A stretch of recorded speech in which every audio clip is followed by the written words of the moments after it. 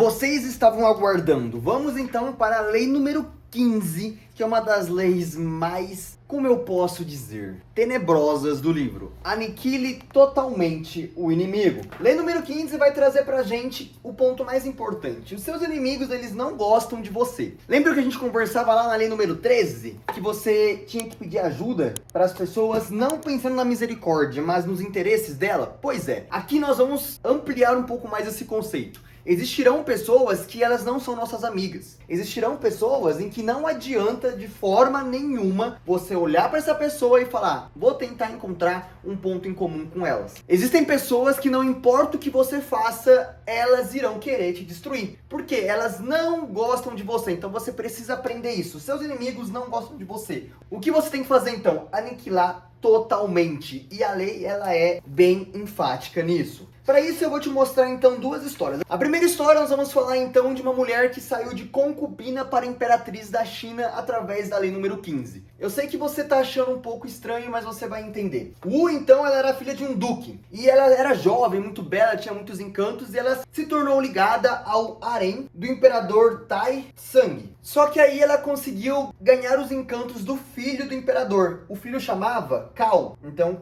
Cao Tsang. E aí ela ganhou os apreços do Cao Tsang e o que aconteceu? Eventualmente o Cao Tsang veio a falecer. E naquela época era tradição que as concubinas e esposas de um imperador morto, elas tinham a cabeça raspada e elas teriam que ir para um convento. E lá então, Wu, que era a concubina do Cao Tsang, acabou tendo que ir para o convento com a cabeça raspada. E aí então ela foi mais esperta, ela comunicou em segredo com o novo imperador e também com a imperatriz, a esposa dele. E aí então foi autorizada a volta dela ao palácio como exceção. E aí por algum motivo a imperatriz achava que Wu era uma aliada muito boa para ela, porque ela seria capaz de dar um herdeiro para o imperador. E o que aconteceu foi o seguinte: no ano 654, Wu deu à luz a uma criança. E a imperatriz então foi visitar essa criança. Ela foi lá, abraçou a criança e tudo mais. E o que aconteceu foi que todo mundo viu a imperatriz indo visitar a criança e todo mundo viu ela saindo do quarto dessa criança. Assim que ela sai, pega um travesseiro e asfixia o próprio filho. Então, a morte do filho da concubina com o imperador recai sobre a imperatriz ciumenta. E aí então a imperatriz foi acusada de assassinato e foi morta. Como não tinha mais ninguém para ocupar o lugar dela, quem ocupa o lugar da imperatriz é Wu. Então ela se torna esposa do imperador. E o tempo vai passando e ela começa a viver dentro de todo o luxo que a corte tem a oferecer. E aí ela começa a perceber por volta dos 40 e poucos anos que a sobrinha dela poderia ser um perigo. Então ela manda matar a sobrinha por envenenamento. Junto com isso, ela começa a perceber que talvez os filhos dela seriam perigos também. Então ela manda matar os filhos até que o último filho dela, ela consegue tornar ele incapaz. Então lá no ano 690, perceba, cara, que passou desde o momento em que ela mata o próprio filho asfixiado, recém-nascido pela primeira vez, para conseguir tomar o lugar da imperatriz, passou 46 anos. 46 anos para que em 690, como não tinha mais ninguém na dinastia para assumir o trono, Wu se torna a primeira imperador da China. Então eu vou até trocar aqui, ó, imperador da China. Ela passa a comandar a China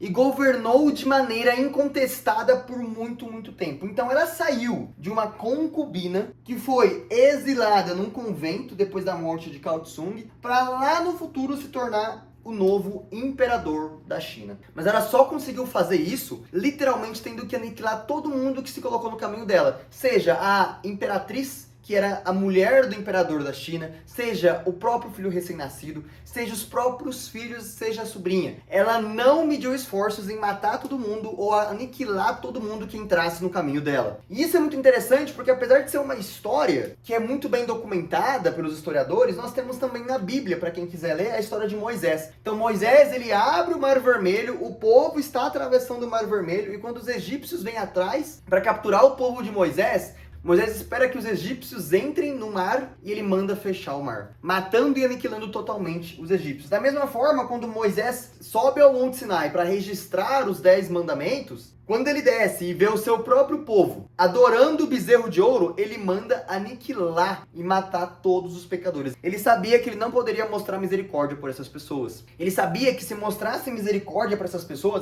pessoas se voltariam contra ele e o destruiriam por completo. Então o que você tem que entender é o seguinte: para você conseguir conquistar o poder, você precisa aniquilar os inimigos de maneira completa. Porque se você deixar algum resquício para eles, se você deixar alguma forma deles conseguirem pegar o que sobrou deles, se reconstruírem, se tornarem mais fortes e se voltarem contra você, você tá acabado. Você vai encontrar o pior prognóstico possível. Então essa daqui é uma lei que eu gostaria muito que você aprendesse ela na prática e que você conseguisse aplicar de maneira sutil, porque é uma lei poderosa. E é uma lei que, se você não conseguir aplicar de maneira sutil, você pode acabar se ferrando. Então você precisa entender a importância e o poder que ela tem na sua vida. E para isso, antes de eu pegar e te explicar como você vai aplicar isso na sua vida, eu preciso que você que está gostando desse vídeo deixe o like aqui embaixo. Eu tenho certeza que te agregou em alguma coisa e você vai deixar algum comentário aqui embaixo explicando como que isso daqui já aconteceu na sua vida. De repente você foi a pessoa que foi totalmente aniquilada. Ou de repente você foi a pessoa que abriu um espaço para as demais, você sentiu misericórdia, essa pessoa se tornou mais forte, ela voltou e te aniquilou. Então uma forma de aplicação prática na vida é a primeira, por exemplo, em negócios, né? Então se você vai processar alguém, se você vai esmagar um rival, você não pode fazer pela metade, você não pode aceitar qualquer acordo simplesmente para que isso acabe.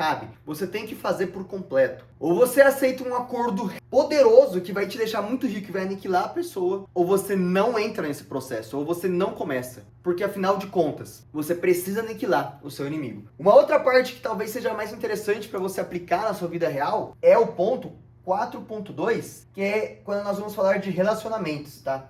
Então, uma coisa que eu quero que você entenda de um primeiro ponto é o seguinte: você não pode, de forma nenhuma, bater na outra pessoa, matar outra pessoa, gritar outra pessoa que está num relacionamento com você. Mas, se você entrou num relacionamento e você terminou ele por algum motivo, e você é uma pessoa que está brigada com essa pessoa, você é uma pessoa que não quer, de forma alguma, reatar, e você não vê possibilidades de reatar, porque essa pessoa te fez muito mal, a melhor coisa que você pode fazer é aniquilar totalmente o sentimento que você tem por ela. Então, fotos, vídeos, conversas, contatos, interações, redes sociais, você tem que tirar tudo isso do seu alcance. Então você pega essas fotos, se você não quiser jogar fora, você coloca num drive bem armazenado, você pega essas fotos e coloca numa pasta bem armazenada, onde você não vai encontrar ela por um certo momento, onde seja difícil você encontrar. Você pega o contato da pessoa e você apaga o contato da pessoa, você pega a rede social dela e você para de seguir, você bloqueia essa pessoa. Por quê? Você tem que diminuir o contato com essa pessoa. Você tem que aniquilar totalmente toda e qualquer possibilidade de contato dessa pessoa com você. Você tem que aniquilar totalmente toda e qualquer possibilidade